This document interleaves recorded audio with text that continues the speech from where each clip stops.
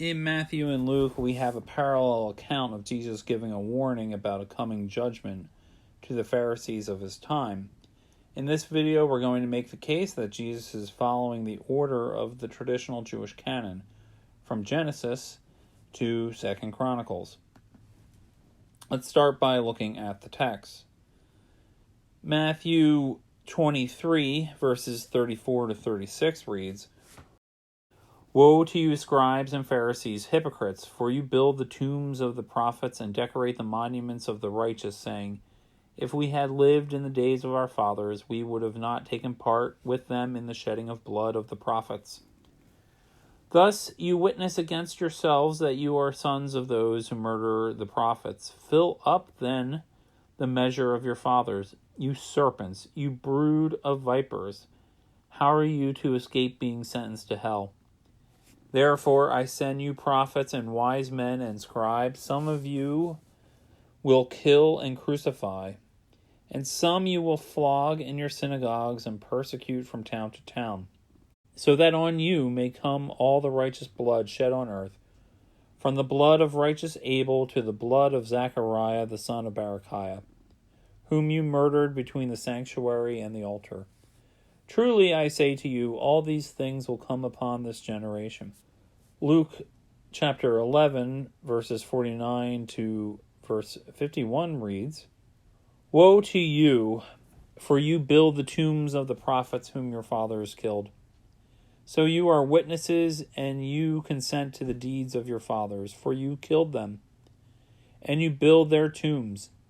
Therefore also the wisdom of God said, I will send them prophets and apostles, some of whom they will kill and persecute, so that the blood of all the prophets shed from the foundation of the world may be charged against this generation, from the blood of Abel to the blood of Zachariah, who perished between the altar and the sanctuary. Yes, I tell you, it will be required of this generation. Woe to you, lawyers, for you have taken away the key of knowledge. You did not enter yourselves, and you hindered those who were entering." There's a lot in this text we could unpack, but our focus will be on Jesus warning them about the blood of the prophets being from Abel to Zechariah. Our first question is, which Zechariah? Our second is like it, why Zechariah? Since these questions are pertinent to the scope of Jesus' comments. In Luke 11:50, Jesus states the blood of all the prophets will be charged against this current generation of scribes and Pharisees. So whatever reason Jesus has for saying Abel to Zechariah, it's meant to reflect the totality of martyred prophets being laid to the account to the present generation of scribes and Pharisees. It's easy to figure out why Jesus would start with Abel, since Abel is the first murder in human history, and the record comes at the beginning of Genesis. Jesus is identifying him as the first martyred prophet. He's the beginning point. But we need to understand why Zechariah and which Zechariah is mentioned, to understand why Zechariah would be pertinent to the blood of all the prophets. So let's determine which Zechariah is being referenced by the text. Matthew tells us that Zechariah is Zechariah ben Barakaya. Ben is Hebrew for son of. Although there is a textual variant for ben Barakaya not being in the text, we're going to assume that this is the correct reading. The patronym suggests the canonical prophet with the book with his name on it, or that faithful witness mentioned in Isaiah chapter 8 verse 2 as Zechariah ben Jerebekiah, also rendered in the Septuagint as Barakaya. The problem with the Zechariah referenced by Jesus being the Zechariah from Isaiah is that he is not known to be a martyr, nor is there any knowledge of him being a prophet. There was also a third Zechariah with a similar patronym, who was murdered by the Zealots in the middle of the temple, according to Josephus, shortly before the destruction of the temple by the Romans. However, Jesus is clearly speaking of an action in the past, since this Zechariah perished, past tense, in the temple. A fourth Zechariah has been suggested, the father of John the Baptist, who was both a priest and a prophet. It's not surprising that later Christians assumed this was the correct Zechariah. Different stories circulated as to why he was martyred. But all these stories seem to be fanciful elaboration of things recorded already in the Gospels, and not actual authentic tradition. This identification has additional flaws. First, John the Baptist's father isn't known to have this patronym. Also, if Jesus was referencing all the murdered prophets chronologically down to his own day, he would have ended with John the Baptist, not his father. With the third and fourth options for the correct Zechariah excluded, let's look at the cases for the canonical prophet versus Zechariah ben Jehoiada from 2 Chronicles. Most commentators believe the correct option is Zechariah ben Jehoiada, the priest and prophet murdered and recorded in 2 Chronicles chapter 24, verses 19 through 22. There are some, like the U.S. Catholic Bishop's Bible, who take this as a reference to the canonical prophet. Both were prophets. The one is obvious because he has a book in the Old Testament in a section named the Minor Prophets. The second is called a prophet in 2 Chronicles 24:19 and 26:5.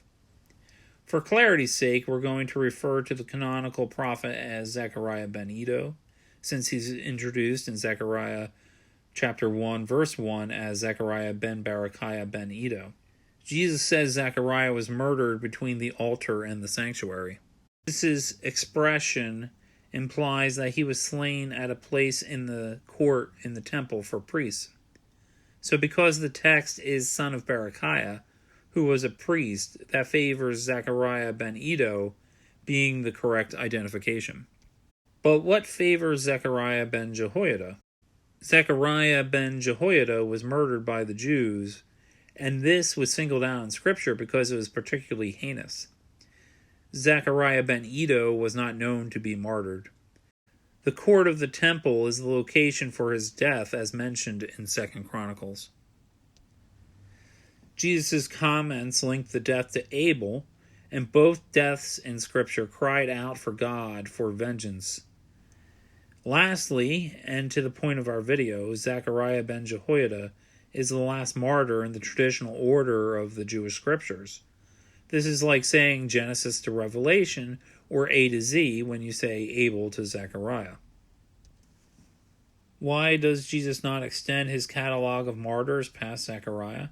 The best explanation is that Jesus is following the outline of the traditional Jewish canon that went from Genesis to Chronicles, which at that time was counted as one book.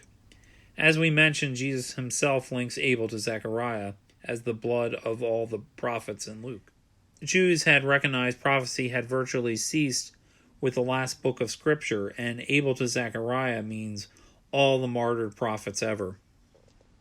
So the indications favoring Zechariah ben Jehoiada of Chronicles are not only greater in number, but greater in relevance and cogency.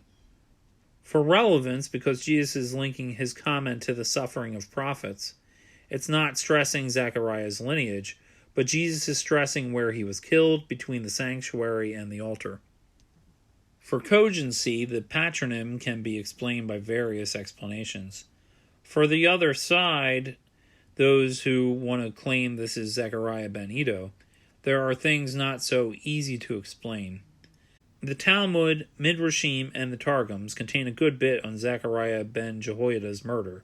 What this shows is the martyrdom of Zechariah of 2 Chronicles was well known to the audience, and the reference would have been immediately understood and not have to be explained.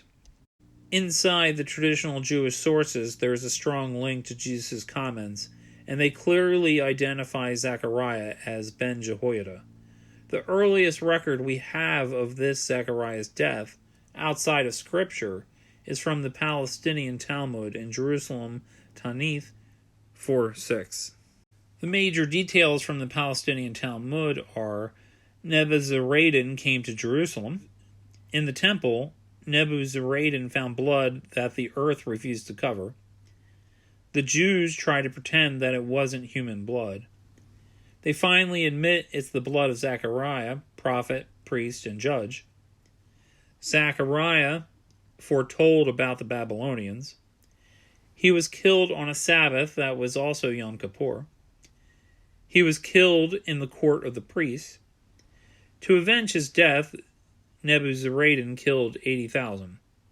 This is essentially the same story we find in the Babylonian Talmud, in Gittin 57b and Sanhedrin 96b. The Midrashim on Lamentations and Ecclesiastes have the same general story as well. Zechariah is the one from 2 Chronicles. He's murdered in the temple court. His blood cried out for vengeance. All of that strongly suggests the rabbinical story, which closely resembles Jesus' story, is referring to Ben Jehoiada. But what makes it certain? It's a pre-Babylonian exile event, and Zechariah ben Iddo was a contemporary of Ezra post-exile. Jesus is referring to Zechariah ben Jehoiada of rabbinic tradition and 2 Chronicles, the one who was murdered in the temple court. The phrase between the sanctuary and the altar links to the tradition of which court? The court of the priests. So the big question we need to address is why ben Barakaya is used in the text if Jesus is referring to Zechariah ben Jehoiada. Most modern academic sources think it was a mistake, as this Mormon source here summarizes with references. They even reference famous Catholic theologian Raymond Brown. That's the first option. The second option is that ben Jehoiada means simply descendant of Jehoiada in 2 Chronicles 24. But there is a third option that works, but sounds weird due to modern lack of familiarity, so we'll need time to explain it. The patronym wasn't used to distinguish the two prophets from each other, but to identify them together.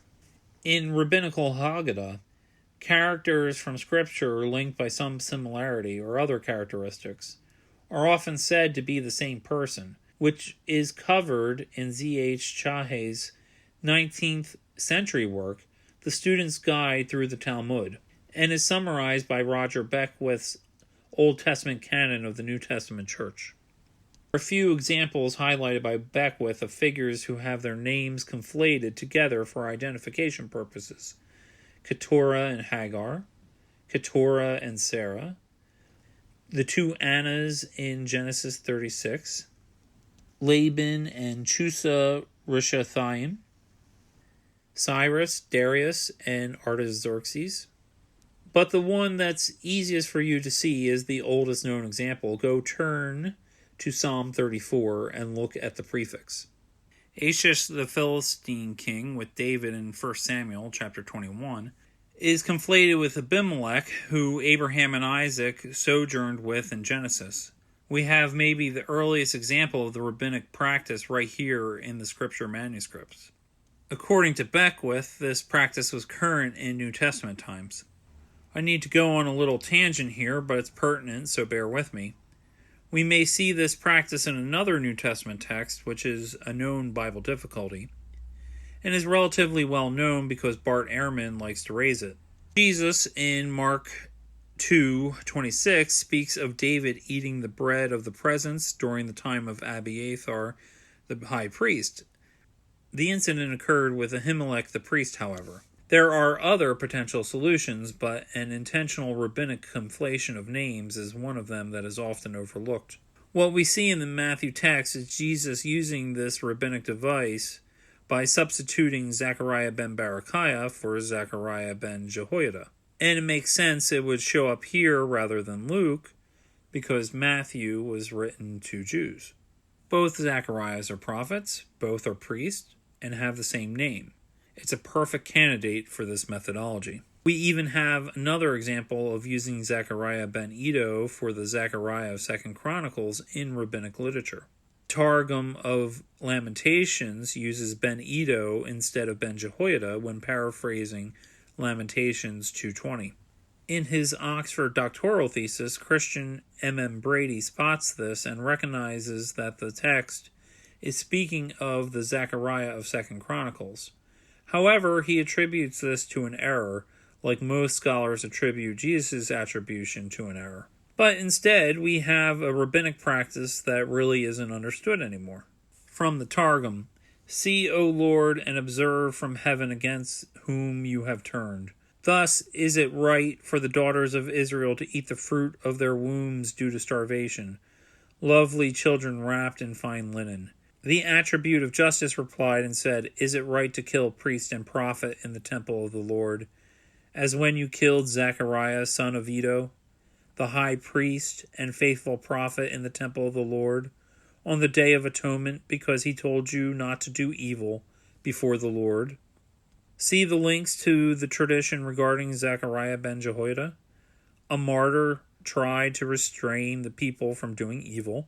His martyrdom happened on Yom Kippur, same as rabbinical tradition.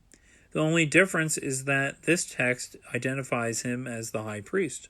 The Midrash on Lamentations gives a similar explanation as the Targum, and explicitly says it refers to Zechariah ben Jehoiada. So for an explanation of what Jesus is saying, a common tradition between Jesus and the Midrashim and Targums is more probable than two independent explanations. Now to the issue at hand as to how this relates to the canon. Jesus' comments are encompassing the murdered prophets from Genesis to 2 Chronicles, like A to Z, like Genesis to Revelation, one end of the Bible to the other, saying all murdered prophets will be avenged. This confirms the traditional order of books and confirms it was there in the 1st century AD. Jesus is not the inventor of this arrangement. The allusion to this order by Jesus would only be intelligible if the order was widely received. Before we turn to the main objection to this position, in order to summarize our argument, let's reiterate the main question we should keep before us that makes us think Jesus was following the contours of the traditional Hebrew canon. Why this termination point and not another? Jesus is talking about the deaths of the past prophets, as can be seen when it said, We would not have taken part with them in the shedding of the blood of the prophets. As we've laid out, the Zechariah that is ended with is the Zechariah of 2 Chronicles, and what makes sense of this as the end point is that Zechariah is the last prophet in the traditional Jewish canon. There are three main objections to our view. First, Moses Stewart argues Jesus could have still spoken this way if Zechariah was the last martyr mentioned, even if Chronicles wasn't the last book of the canon.